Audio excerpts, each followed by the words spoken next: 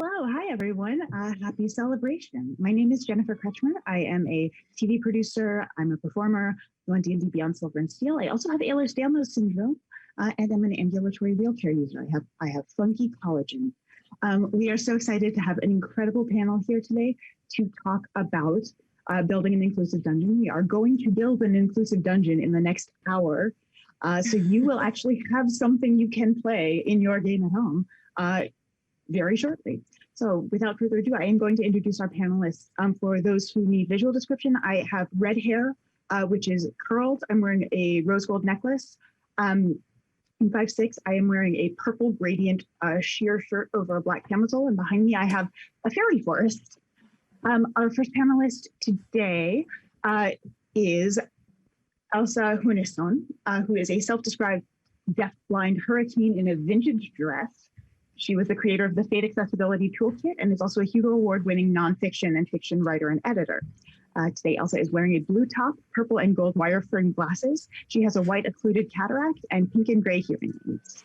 Next up, we have Makenzie De Armas, who is an independent D&D creator.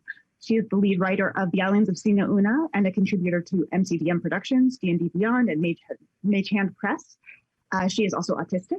Makenzie is a young Filipino woman with light skin, dark hair with an undercut, and black-rimmed rectangular glasses. She is wearing a purple button-down shirt, and her background is a multicolored triangle pattern. Next up, we have Alicia Marie, who is a deaf hard of hearing costume artist, author, and fitness pro. She works with Warner Brothers, Mortal Kombat, DC Comics, and is a playable character in Sony Interactive's Predator game. She has long, straight pink hair, light brown skin, and she's wearing a blue striped top and has a kind of cool cathedral swirly fantasy background. And then finally, we have Sara Thompson, who is a disabled freelance writer and games designer for tabletop RPGs such as The Witcher, Paizo's Finder games, and Hellboy. She is also the creator of the Combat Wheelchair and has helped produce a line of wheelchair miniatures for tabletop. Sara has short gray hair and is wearing a black short sleeve shirt with a D20 on it and a silver chain necklace with a disc-shaped pendant. She has tattoos on her arms, and her background is a black and white mandala effect tapestry. So let's get into some tabletop, everybody.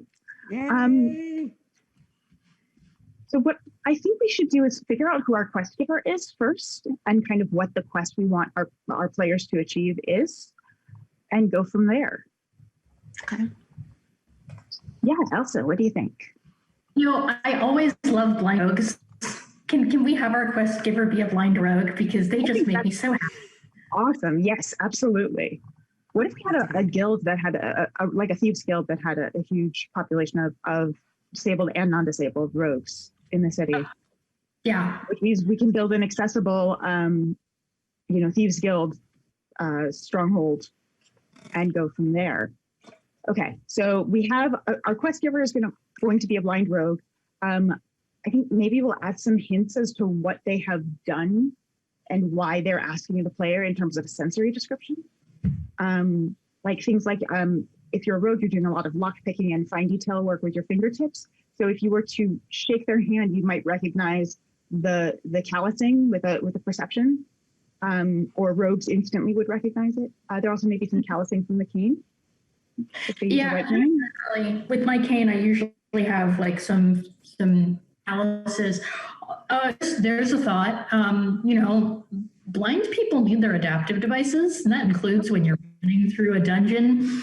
What if they accidentally left their cane when they were stealing something from somebody? I love it. Good idea. Specialized. Well, and the other thing is that would implicate them if they got caught. If someone found that, like at the site, that they would absolutely know who did that. Yeah. Canes, I think it would be really cool to like specialize the cane too. Oh, well, yeah. I mean, it's got all of your lock picks built into the handle so that you can actually pull them out, and probably also have some kind of weaponation, the bottom, stabby. Yeah, I like it.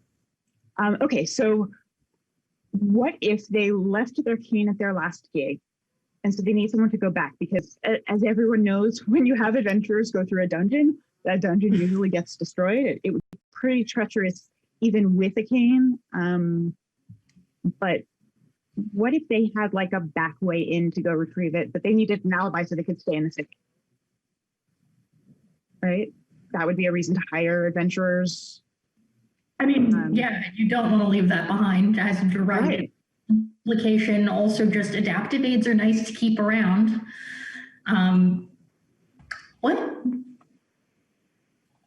Who could help them with that? Let's see, if we could have, so maybe they need a way to get into this thing. So we need some sort of like teleport or portal or some sort of, what if we did like a Sphinx? If they can, poor thing, what if we made the Sphinx the head of the Thieves Guild? Because Sphinxes often don't associate with other Sphinxes, but they will occasionally protect things. I think there's something super cool in that. Makenzie. Yeah, I really like, that's real cool, because like when we normally typically think of Sphinxes, we think of them as really like solitary, and when they're protecting something, it's always like a treasure or something material. I really like the idea of like maybe having like, if a Sphinx can protect secrets and basically be a secret keeper, and that's the quote unquote treasure they're keeping, that would be pretty interesting. And maybe even like, if they're the master of the Thieves Guild, and maybe people don't even know that a Sphinx is running it, and that's part of the layers of protection. And even getting information or getting employ out of the Thieves Guild requires getting the Sphinx's respect. So it's a very high level, refined Thieves Guild. I mean, what kind of like, what sort of level adventure do you think you want to do for like this dungeon? I think it would be cool to have like a higher level adventure, maybe like, I don't know, somewhere in the 8 to 12 range. Yeah, that's kind of what I was thinking, especially because like there's so many people who say like, oh, if you, especially when it comes to video games, people say like tools for accessibility are quote unquote easy mode, and that's not true at all. Making things easier to access does not make them easier. So getting to make a space where it's accessible and still high level and challenging play is super awesome. Yeah, I think so too. Also, I feel like that's true to life in certain ways. Playing, real life as a disabled person is basically problem solving on hard mode. So, yeah, that sounds like a good setting. Okay, cool. So we're going to go with a level 8 adventure, or no, we can probably go up to 10. I think. Say like if we can just put it a generic like tier 10 to 12. 10 to 12 is good. 10 to 12 works. So it's a higher level adventure. Let's think about so the goal is to retrieve the cane from the location. So the Sphinx can port them, but obviously the Sphinx is going to have some tasks. Before we get to those, let's sort of talk about the Thieves Guild itself and what it looks like, what it feels like, what it smells like, what would be there. What do you think, Sarah? What do you think about what would be good in a Thieves Guild? Especially because we're going from the angle of having a blind rogue, I think maybe having there be sensory puzzles, so things that require touch, or other senses beyond just what you're seeing, because that also encourages a DM to describe things beyond just a visual, because that kind of thing, it makes you better descriptions, makes you a better DM, and so on and so forth. And I think that would be really cool, like having puzzles, maybe that they involve braille in some kind of form, or they involve tracing patterns. Got something? Yeah. What you got? Yeah, I mean, tactile puzzles are really cool, and there's a couple different ways to do them. Like there could be things on the walls that are tactile, because you have directions for where to go, but also like this is how you open this secret door by pressing these particular spots on the wall. But also you can, with your feet, as a disabled blind person, you use tactile information on the ground too. So like this particular spot on the floor feels a little bit different from everywhere else. Maybe I don't want to step there. Like it's a Thieves Guild. There will be traps. You just have to figure out where they are, for yourself. What if we made Braille part of Thieves Can't? So if you know Thieves Can't, if you're a rogue, you can read Braille. But if you don't, then something like comprehend languages would activate it. So you could do communications in Braille that might be really interesting to put into that. And I think also in the guild, I think it would be really cool. So let's say you walk in and there's a fireplace, so you can smell kind of smoke and burning wood. The air probably has some mead. I have a feeling it's a little rowdy, you know, ale and mead. Maybe noisy. I think there's probably a fair amount going on, but you know, people pushing carts of loot up ramps, little hidden cubby holes in the wall that everyone knows where their own is, sort of thing. And I think you can always flesh that out with whatever you want to put in for your city. I think that might be. There's definitely also like the smell of damp dog or dragon, depending on what kind of service animals are hanging around. Yes, guide familiars are awesome. I just want to comment on how awful I think wet dragon might smell. I feel like that's gonna be like wet dog and wet animal smells. But I'm wondering, what does wet dragon smell like? I don't know if I want to know the answer to that question. Probably like brimstone or something really unpleasant to smell. Wet brimstone. Wet earth. I don't know what kind of dragon it is, though, right? Because if it's like a copper dragon, you're gonna get a coppery metallic. Or like ozone from lightning, or like blue yeah. dragons. But I've been moist lightning. That means a green dragon's gonna smell like really bad. Oh no. Dragons in general are just burning. Anyone who had a green dragon as a guide familiar, I would just be like, I'm gonna be over here now. I mean, never touch guide animals, but especially don't touch guide green dragons. They will hand off like it. Sarah has her hand up. Oh, I'm sorry, Sarah. Go ahead. I just want to point out in chat, someone said as a pro tip, using people first language. Please don't use disability first language. Identity first. Yeah. That's what I was typing into our chat. Yeah, the whole put the person first thing is something able-bodied people decided that they should refer to us as. Like, you should see a person first, and like that's kind of gross. So just disability first. It does vary from person to person, and there are people who do prefer people first language. However, I believe, and if I'm wrong, please correct me, but everyone on this panel prefers identity first language, correct? Yep. Yes. Okay. So we are all using identity first language because that is what we prefer. We are not separable from our disabilities. We can't put them. This is an analogy Sarah used on a panel we were on together. It's not like a bag I can set down and walk away from. It is not something I can carry with me and then not with me. It is part of me always. And so I mean, I will just say for myself, like, I'm a deafblind person. I have never known any other existence. That's just kind of how it is, which also, this Thieves Guild very specifically does not take kindly when people try to remove the disability from their disabled thieves. This is an anti-cure Thieves Guild. So yeah, there's a terrible trope in storytelling about disabled people that people need to be fixed or cured. I think we all sort of subscribe to the social model of disability, which is that there is standard human variance. The same way we have tall people and short people, we have a variance in our bodies and brains amongst a diverse population of humans. So for a lot of people, we have no desire to be cured or fixed. It's part of who we are and part of our identity. So I think the narrative of like every disabled person wants to go get fixed, everyone wants a magical cure, like that's just not true. We have figured out really amazing ways to live our life and creative solutions to getting through how we need to in a completely inaccessible society. It makes us often better at many things. You know, for me, I'm a TV producer. That I wouldn't be able to do what I do if I wasn't disabled, because I have to think about planning in a way that I think non-disabled people don't. I have to plan for everything and every possible contingency. It also makes me a good DM. Elsa. I like to say that on basically any disability panel I'm ever on, but adaptability is a disabled value. Like we have to adapt. We don't have any other choices, but that means that we're really good at doing things like problem solving, or like figuring out how things fit together, or how we can solve an issue that we have. And we do it very quickly. You know, it's like, sometimes it's like, I have to get into that building and they don't have a ramp.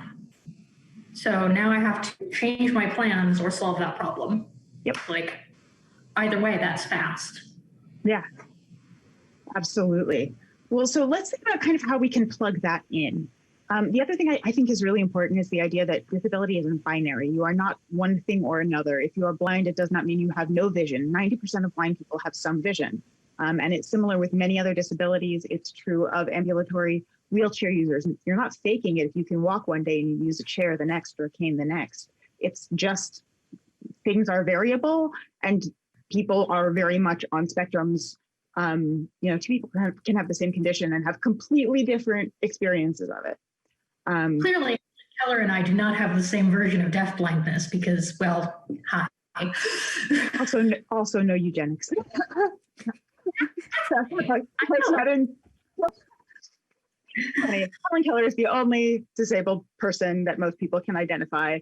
And if you dig into her life, that is not necessarily the paradigm of that. So instead, looking to like Judy Heumann and awesome other figures in disabled history. Let's think about how to bring some of this into the system. So I'd love to introduce a mechanic of like blindness, deafness, the spell as a spectrum, like roll a d20, and depending on what you roll is the degree of change you have in your perception. Mm-hmm. I think that's a really interesting way to go. Makenzie, and then actually, Alicia hasn't gotten a chance to speak yet, so I'll let Alicia go first. Cool. Yeah, one of the things that I like, I mean, when I think about this panel and how to insert a character that is deaf or hard of hearing, is how to work with the character in the game, and kind of bouncing off what you were saying earlier, Jennifer, not to have where the person comes in the game and then the other characters are like, well, how can we cure you of this? That's not really what we're trying to do here. We're trying to show you how to balance the mechanics of having a player that has disabilities in an instance. And I mean, one of the things we have to remember is that yes, we are characters, but we're in a fantasy land, so it's definitely okay to be deaf and to utilize spells like message and find familiar, or to really make use of feats like observant, which gives you +5 to your passive perception and investigation scores. So I think a lot of times people want to give penalties to disabilities, like, well, if your character's blind or your character's deaf, that means you have negative this and this. But I'm like, why not just make it where everything is all about the role? So it's kind of like, for instance, say an NPC, the NPC can't hear. Well, instead of so you roll for it, you roll a stealth check because you're trying to get around the NPC, or I guess take advantage of the fact that they can't hear, and you fail a stealth check. A failed stealth check is a failed stealth check. Maybe the deaf character notices your shadow, or you tripped over a rock. It's really just about being creative while staying within character in the right way. So I think it's really just about the player learning how to work within the confines of the character they're creating. And I'm excited to actually build a deaf character next and play in Jen's game. Yeah. Well, and also if you have a deaf character, you're going to be immune to certain spells that you have to hear to have affect you. So, Makenzie, did you want to finish something and then we'll go to Elsa? Yeah. Well, I was just thinking because we already kind of have sort of, we already have mechanics built in for that kind of sliding scale in base 5e already, with the idea of dim light and dark light, where you can only see, and you say you can see up to this far and then further in dim light or something like that, or you can with dark vision and stuff. And it already has that sort of sliding scale of, okay, this area isn't as visible as something else is. And I think it would be really easy to sort of extrapolate that out and make a table that's like, you can see this many, these, or you can have that scale sort of based in that system. The system already has that built in for a more sliding scale rather than the sort of binary pass-fail mechanics of how blindness and deafness currently are portrayed in the game. Yes, I'm sorry. Sorry to interrupt. And Elsa, you'll be next. I forgot to mention there is a link to our full bios and also links to our work in chat. Within that, I have a tabletop accessibility kit. We also have a link to Sara's combat wheelchair. So those both are all in there, and take a look at those. We answer a whole bunch of questions about disability and ideas for mechanics in games and so on and so forth. I forgot to mention that off the top. So Elsa, go ahead. Well, the other thing I always like to mention is that, you know, D&D is a fantasy world, but it's based on sort of this medieval or adventuring time period. And all of these historical eras where we didn't have modern medicine, there's a lot more disability, not less. It's just that the construction of disability that we have from the society didn't exist then, because our modern construction actually comes from the 19th century. So you have a whole bunch of disabled characters in your world right now in your game. You're just not seeing that because you're not thinking about it in terms of disability. And I think that's important to acknowledge. This field is full of disabled characters and always has been. It's not just because we're calling it out today. Yeah. And also, it's worth noting that a lot of these accessibility devices were available in those time periods. This, you know, the wheelchair goes back to, I know, Sarah, you know exactly when, but it goes way, way, way back. So let's think about how we cue our rogue cues our players to the Sphinx. Yeah, Alicia. Thanks. Oh no, I'm just like putting it in my head. So we have blind rogue, quest giver, adventurers. We have to get to the Sphinx. Okay. Well, since all disabled people, or at least many disabled people, have problems with stairs, I kind of feel like there's an elevator or a lift. Well, and the Sphinx can fly, so particular- that makes perfect sense. Magical elevator. Yeah. Yeah. Trapped magical elevator. Oh, yes, that would be really cool. So if we need to get there, what if we use the Braille there as a clue? So in the like if we have stone walls, there could be Braille embedded in those walls, that pattern. So what if we just give like an arrow and the players are sent to a room that has an arrow, and it seems like it's a hidden door type situation. But if you are a rogue, if you can have comprehend languages or tongues on, yeah, Makenzie. Oh, I was just thinking because I've been playing a lot of Breath of the Wild lately, and they have a lot of these puzzles where like you have to. It's not just as simple as pressing a button. Sometimes it's like you have to specifically light a fire on a platform in order for something to activate, or you have to bring lightning down onto a platform in order for it to activate.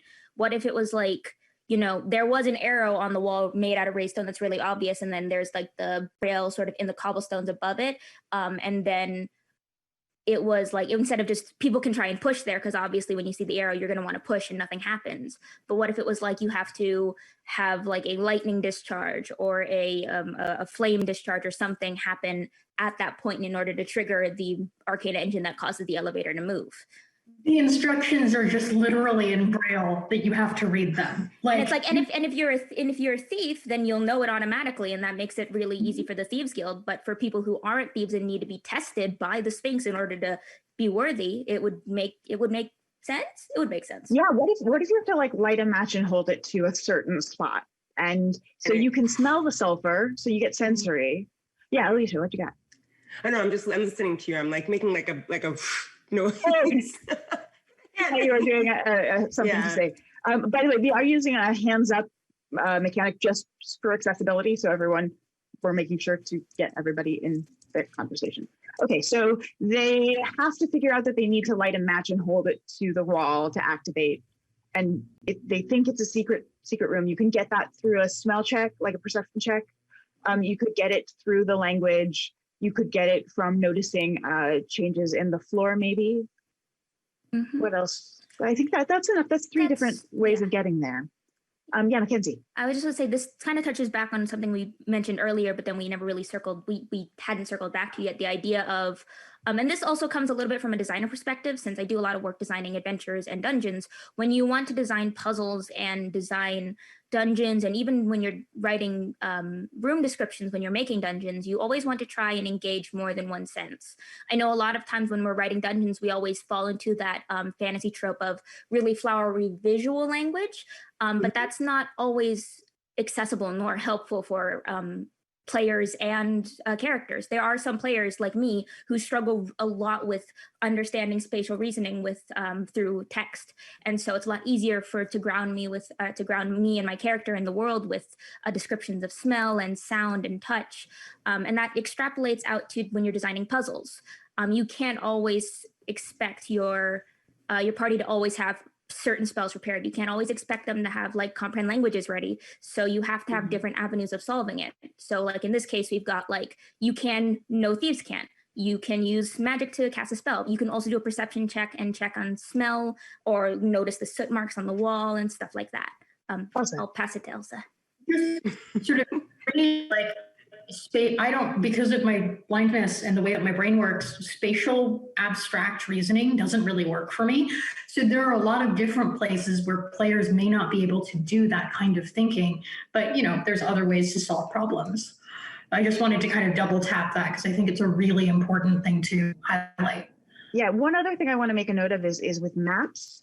You can always make your maps textured for players who need that. You can use hot glue or you can glue string to the outline of your map and give people a tactile option as well. And also with puzzles, one other thing you can do is you can give a physical puzzle to solve at your table. You can figure out a way to make one of the possible solves physical. So if you operate with solutions in different modes of play, you really can give a lot of access to people.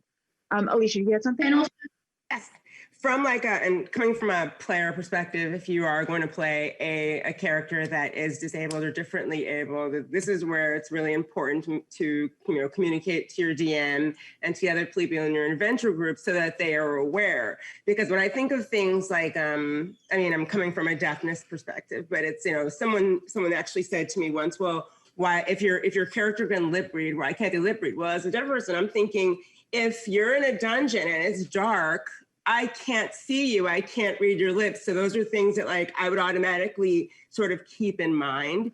And for your DM, if your DM is aware of what your character can or can't actually do, they can sort of plan for it ahead. So this is where communication is really important. So they know ahead kind of how deep you're going in playing this character.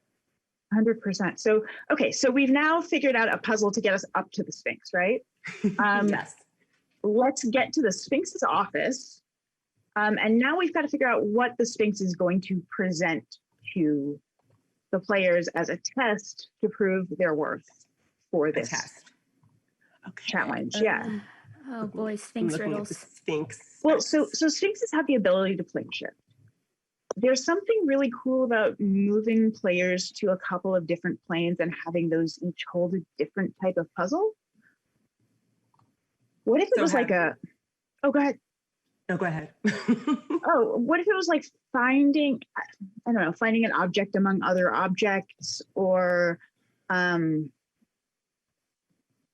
keys? What if made it like a small, like a one of those little tiny round bells amongst a ton of ball bearings? Oh no. They could go anywhere. It could cause dexterity checks. It could be, you could use sound to pick it up. You could use visuals to pick it up. What if that's one of the, Makenzie. I'm just imagining dumping a bunch of adventurers onto one of those tilt tables and it's just full of ball bearings and it's going and you have to find one jingle bell among thousands of ball bearings as you're getting rocked around and everything's like and they're all trying to find the one. Up that. What if we even make it even more confusing and put it in a storm setting where there's wind, there's noise that's going to make it harder to find the bell. There's rain and lightning and all sorts of stuff happening. Sensory overload. Yeah, 100%. Yeah, that one hits close to home. Do you want to talk about that, Makenzie? Yeah. Okay. So for those who aren't aware, sensory overload is essentially what happens when you get too much sensory information. It's actually kind of like when you get when you have super high passive perception and it's always commonly jokingly referred to as I see everything or I hear everything. And that's kind of what sensory overload feels like, where you just are getting so much information from the world around you that your brain cannot process it. When it happens to me, I like to describe it as blue screen of death, where like my brain literally just stops and goes blue screen and I completely like zone out. It happens when I get a lot of intermittent like beeping that I can't place, and it just sort of messes with my head and it causes like static to go, and it makes focusing on things really, really hard.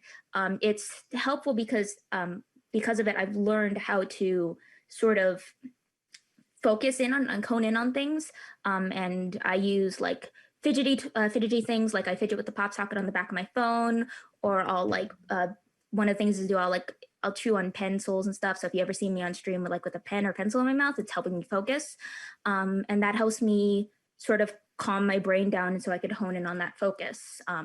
When there is so that much idea of a stim toy, I would love, and we turned it into a magic item. I would love magic stim toys. Oh, going back to something you said at the beginning, what if we played around with blindness and deafness as in a magical item? I love that. Which it could be really valuable in this situation, because it would allow you to block out one of the sensory inputs and like hone in on the object, right? Yeah. I think that would be super cool. So what if the rogue gives it to them? And most players, when they get an object that is going to, give blindness or deafness, they'll look at that and have a very strong negative reaction, I think, if they're not well-versed in disability. But in this situation, that's an asset. That is really a great way to help solve this puzzle. Mm-hmm. I just am laughing at the idea of handing a deafblind character who picks it up and nothing happens to them. They're just like, this isn't magic. What's wrong with you? That's so cool. Oh, I love it. Okay, so let's do that. Let's have the rogue, the initial rogue, the quest giver, give them that magic object. And that can become an asset in this puzzle. So we have kind of a sensory overload adventure moment there. And then you can throw in whatever, different planes or puzzles would suit the campaign you're running, maybe. And that kind of will get us to the place where the Sphinx can take the players to get the artifacts. Or not the artifact, the cane, which is in this final room. So, okay, ball bearing room.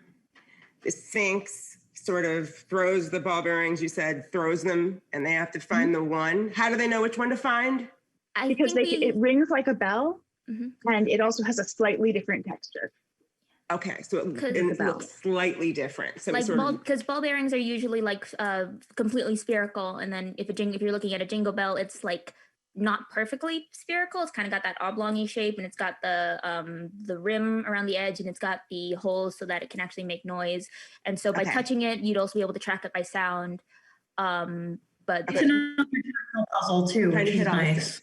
Yeah, you could also, that's actually a really good one to make a tactile puzzle. I mean, you don't have to get a literal 1,000 ball bearings, but like having getting a craft box from like a store and putting some like marbles in it and then a bell and like trying to have people go like through it and figure it out. That would also be a really good tactile avenue to allow for different access for players.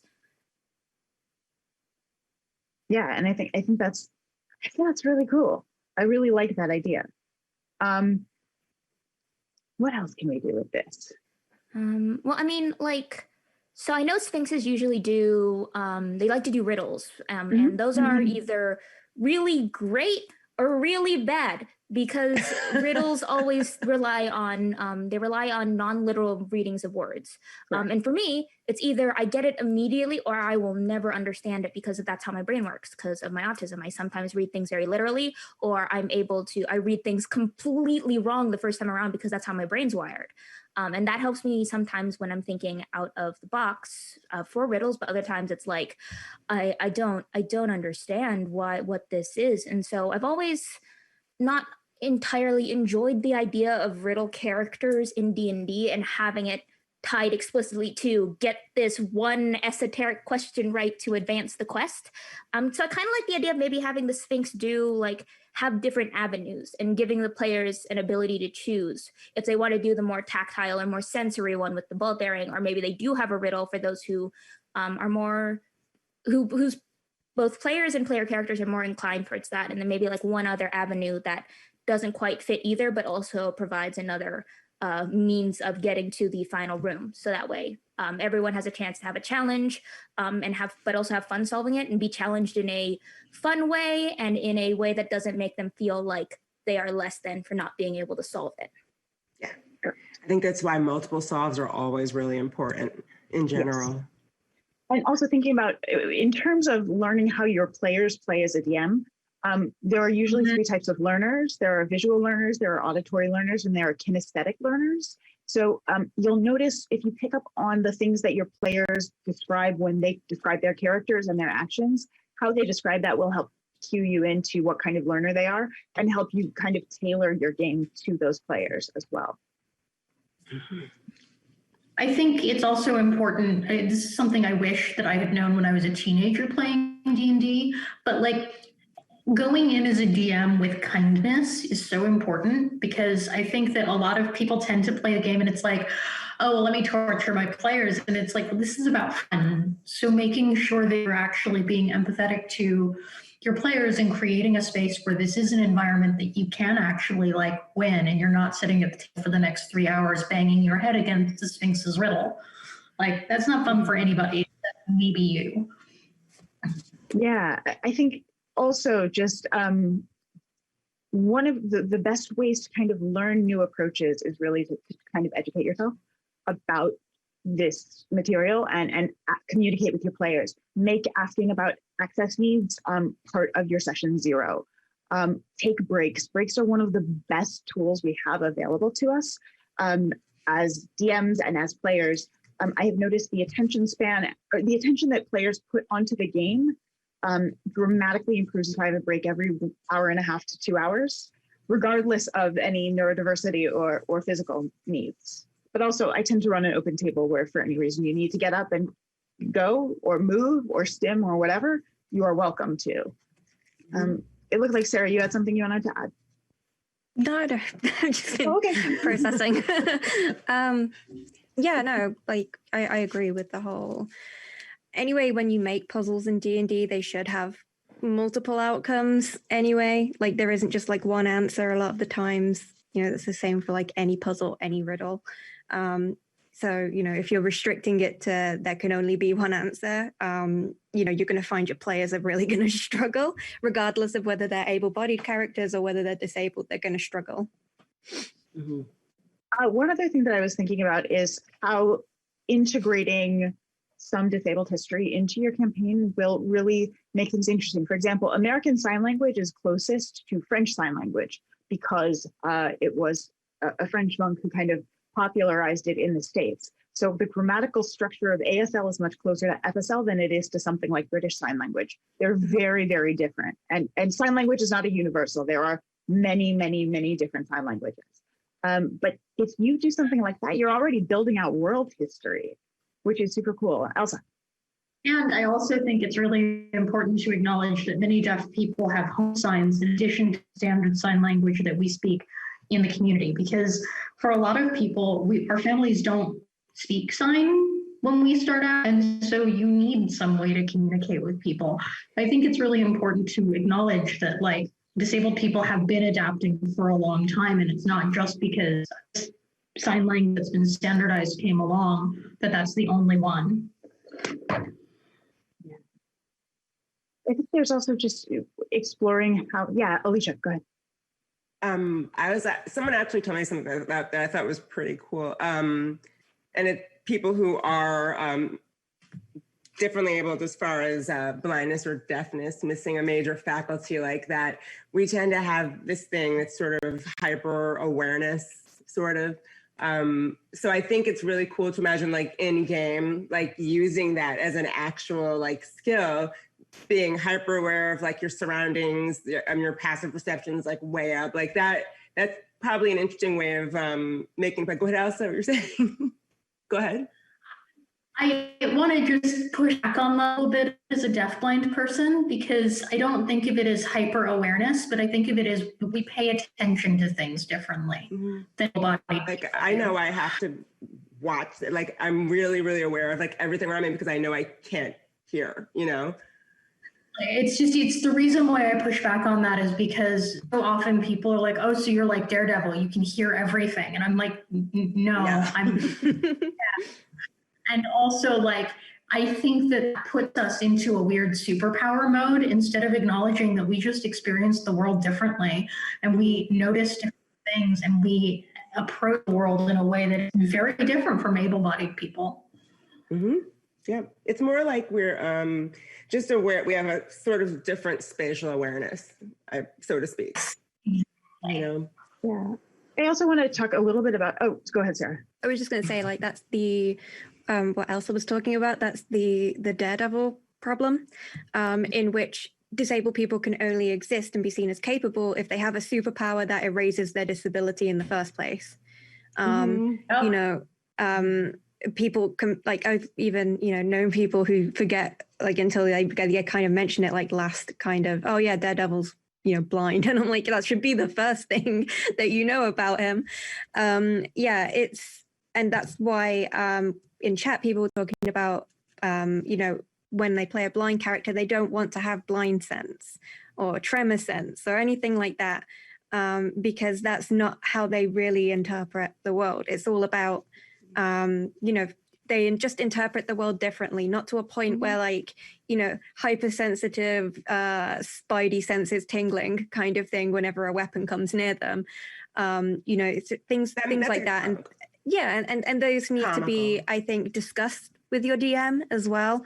And also, like, having an open dialogue, and also when you're talking about your character experiencing things and they are experiencing the world differently from the able-bodied characters in your game, is describe it as your character experiences it, even if it sounds different from the other characters' descriptions, because then people will understand what the experience is actually like compared to how media portrays us so very often. And also just remember that blind people or any other disability can be any class, because I'm a deafblind sword fighter. I go and play with sharp objects for fun. But like, a lot of people feel like, you're blind and you play with swords, what's wrong with you? But it is an actual thing. And there are a lot of blind people who do sword fighting. And so if you are somebody who wants to play a blind character who's also a paladin or a warrior, there are a lot of resources out there so you can actually learn how that's possible without reverting to tropes that are the blind swordsperson trope. Because it's actually a lot of fun and easy. And yeah, I like swords. I think it's worth noting a couple of things. One is about mobility devices. I think our device, oh, I'm sorry, Makenzie, you know, you were, go first. Yeah, I just kind of wanted to, like, because we only have a little bit of time, and I really like what we're talking about when it comes to building characters, building disabled characters in a way that doesn't fall into any tropes. And I know we technically have one more room of the dungeon left, but I'd love to, like, I really like this conversation. I think it'd be cool to focus more on, like, building out, like, how would we populate this Thieves Guild, and looking at those tropes and everything you've mentioned so far with, like, you can be any class to with any disability can be any class. Like when it comes to autism, like in media, we're so often portrayed as like the beautiful minds, math going across the face, you know, super ability to pinpoint medical diseases and find incalculable solutions. And that usually means we're typecast as wizards or clerics or something along those lines. And that's definitely not the case. And being able to fight back against those tropes in a way that's not beneficial, but constructive. Building characters who do experience challenges, but they aren't specifically, who do experience challenges, but they're not solely challenges because they're disabled. And being able to say, like, they're good at things, not solely because they're disabled. They're good at things and they're disabled. And kind of having that ability to build out disability more than just a fun, quirky character feature. Yeah, I think that's awesome. So, like, let's talk about then, let's go into some NPCs or some potential player characters that we could build out for people to play. And I just want to address one question or one thing that was mentioned in the chat, which was someone said, I'd really like to play a disabled character, but I'm afraid I'm going to get it wrong and it's going to be offensive. So I think the most important thing if you're doing that is that, first of all, you're acknowledging that this is something that could go wrong. But I think the most essential things you can do are try and educate yourself and learn and listen to disabled people and their perspectives. If you make a mistake, learn from it, apologize, and move on, and don't repeat it. Use it as an opportunity to grow. But I think it's really important. I love something that Chris Spidey said in Harlem Unbound, which is, we're gamers. Like, we tell stories, and part of that is inhabiting other lives. You have to trust that when people are doing this from an authentic perspective of wanting to play a character who is not a joke, who is not a gag, who is not, a subject of inspiration or trying to cure them or fix them or any of the tropes of disability. That's important, because you're going to learn about what our experience is moving through the world.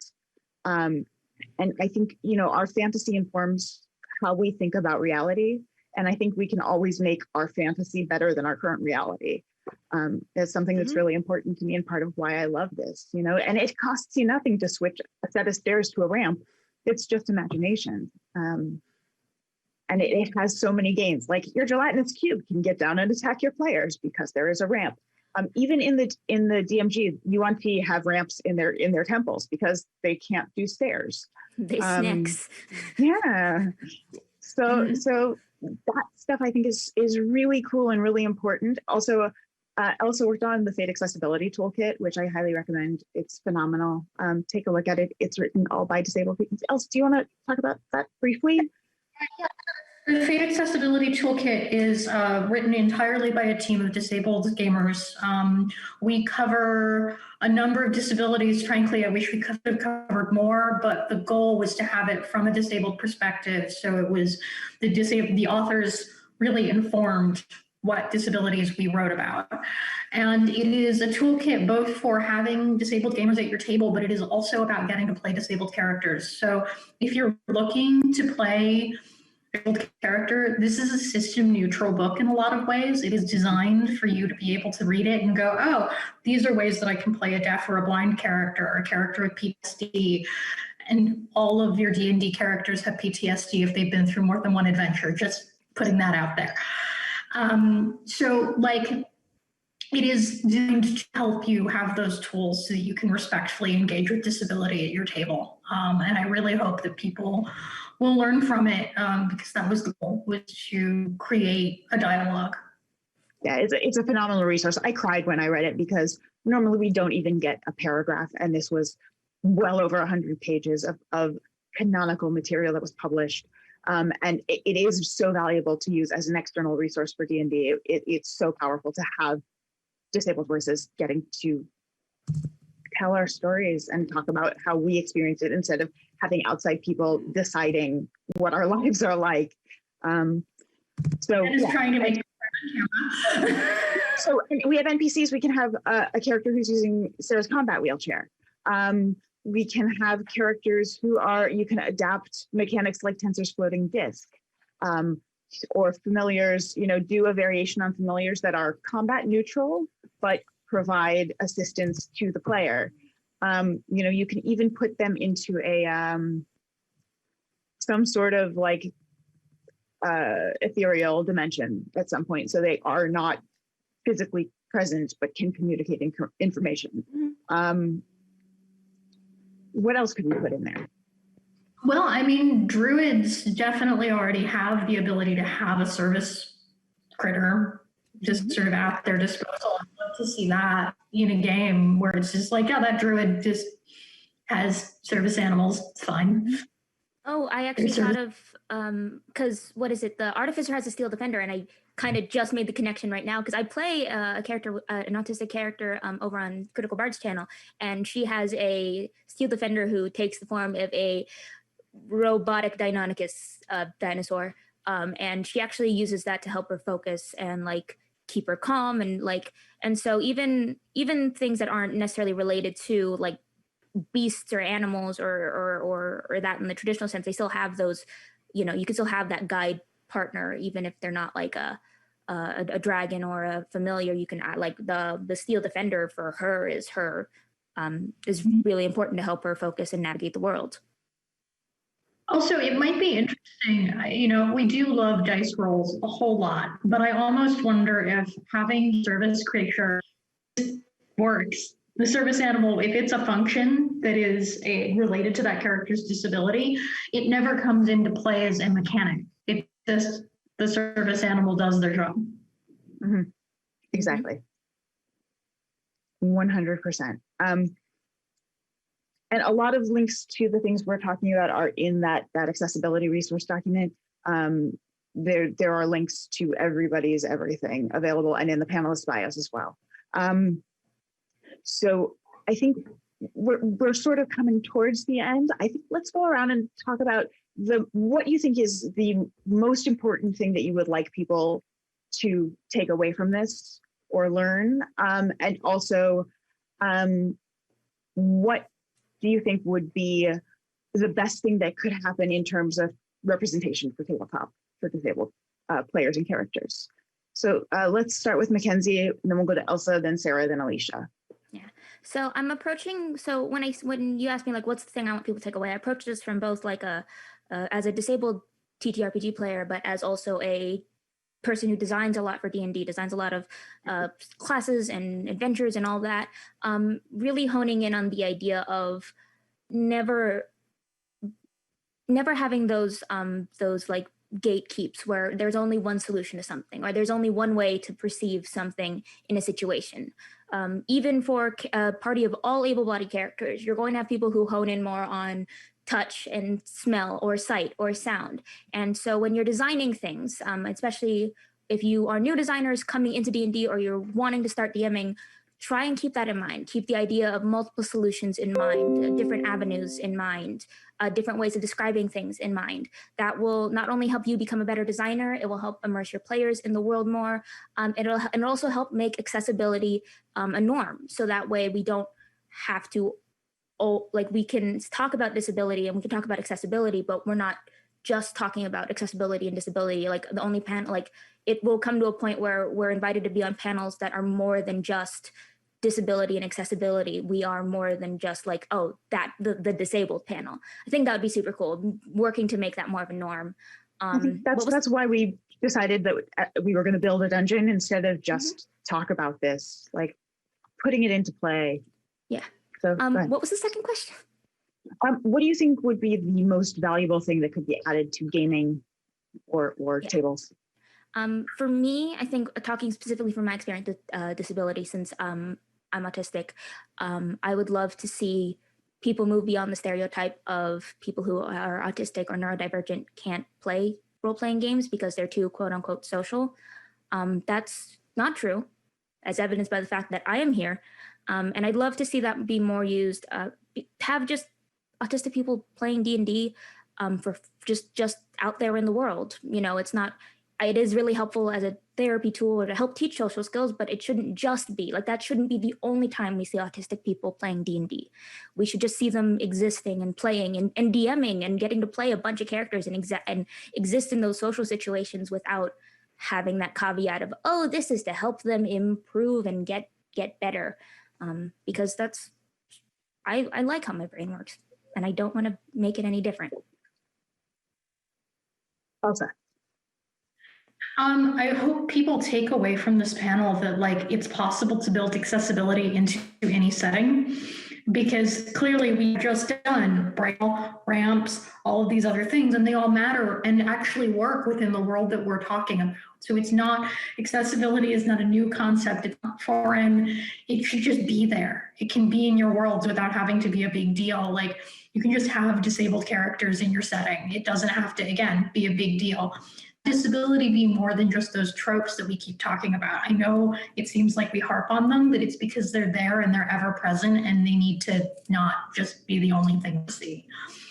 And I hope that people really just take away that like disability isn't a negative. Like that's what I really want to see in the tabletop world at this point. Like disability is not a negative. My blindness is not a 5-point flaw. My deafness is not a 5-point flaw. I am not like, you know, I didn't roll a bad character. I actually am a great person and I have a life. not negatives, they're just part of who I am. Does that answer the question? Yeah, I think that's awesome. Sarah.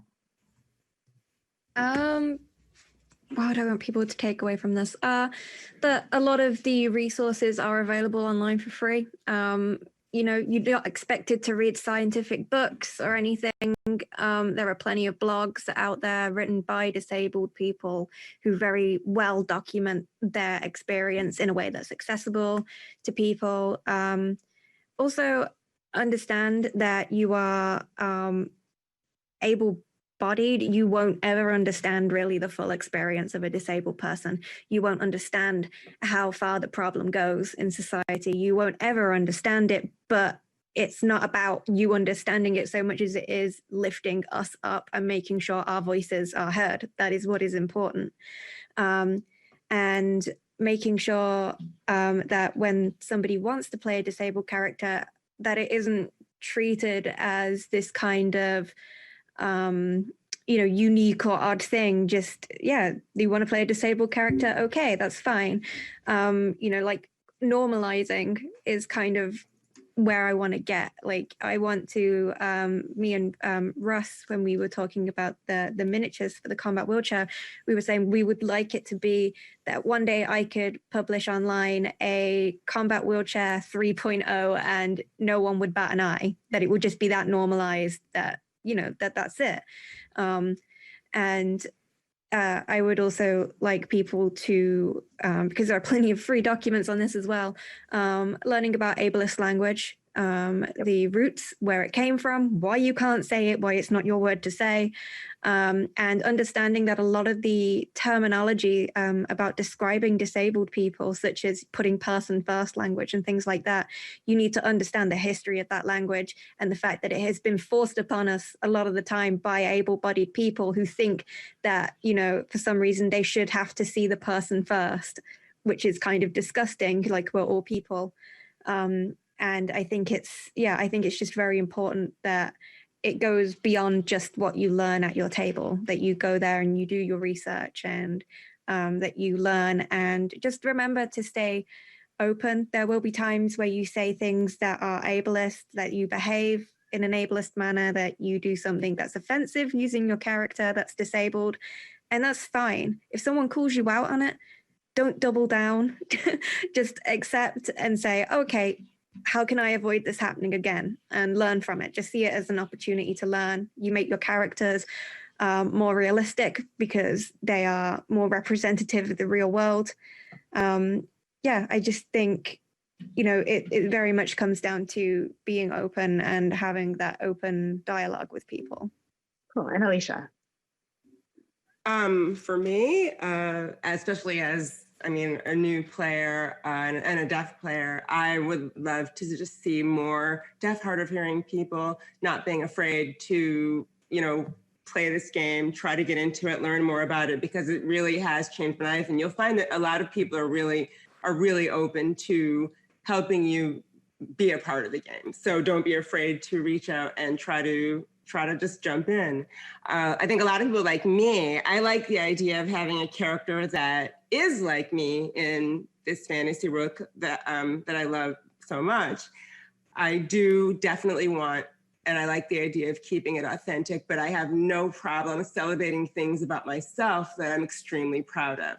Like I am a pretty amazing lip reader. So if I want to build a character that has a crazy lip reading skill, guess what? She's going to have it.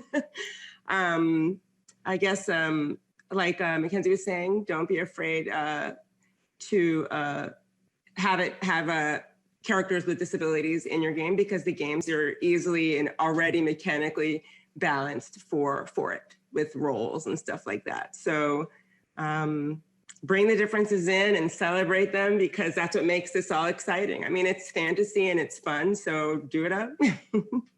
Yeah.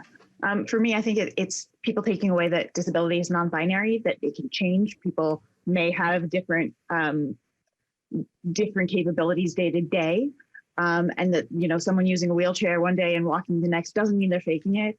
Someone choosing to wear certain assistive devices or use certain assistive devices, or someone's focus, those all can change. It's all flexible often. And that's something we never get to have depicted. I also would love to see, I want to see disabled characters in art in books. I want to see devices, and also like in a world where monsters are constantly ravaging, it feels like we have to, like there would be so much more disability in the world, and it would be so much more accessible because clerics and things are very costly. We are going to wrap up now. So the first thing I want to say is we are going to publish this adventure. We are going to finish writing it as a group, and we are going to publish it. Follow our socials to find out when and where, but it will be soon, and it will be in a format that can be distributed to everyone. I'm sorry? Somewhere. Yeah, somewhere. We will announce that very soon. We're going to go around one last time and get in touch. You can find all of our stuff in our links, our bios. If you want to talk to us about consulting, that's all available in that document that has links to our bios. And also, if you want to educate yourself, the accessibility doc has a list of essentials, starting with Stella Young's TED Talk, which is key. It's called I'm Not Your Inspiration. Thank you very much. We're going to go around and give very quickly our socials, where people can find you, and we will wrap up. So same order, Makenzie. Hi, I'm Makenzie De Armas. You can find me at Makenzie Lane DA on Twitter, which is in the little description thing below. It is also my name in the Twitch chat if you have trouble spelling it. And that's basically where I announce all my projects. Shoot me a follow there, and I will definitely update about this. Thank you so much for having me again, Jen. Yay. Oh no, thank you for being here, Elsa. Hi, I'm Elsa Juenesson. You can find me literally everywhere on the internet as Snarkbat, SNARKBAT. Yes, that's a blind joke. Sara. Oh, Sara, you're muted. Yeah, Jen. Yeah, thank you for asking me on. And getting to talk about this. But yeah, you can find me on Twitter at MustangSart. MUSTANGSART. I almost spelled it wrong then. That was embarrassing. But you can find most of my stuff, my projects on there. They're free. And there is also updates about the companies and things that I'm working for and projects I'm working on with them. As you know, I can talk about them because NDAs are fun. But yeah, you can follow me there. And Alicia. I'm really excited to finish this dungeon and put it out and see what people think about it. But anyway, you can find me everywhere at Alicia Marie Body at Twitter, Instagram, everywhere, and on Facebook at Alicia Marie Live. And that's where you can also find information on what I'm doing next. So, and I am Jen Kretchmer. You can find me on Twitter and Instagram as @DreamWisp, DREAMWISP. You can find my link tree there as well, which has all of my contact information. And then I am on Twitch as DreamWisp Jen. So thank you all so much for being here and participating and helping build this incredible dungeon. And we really appreciate the opportunity to talk about this stuff. We can't wait to share it with you.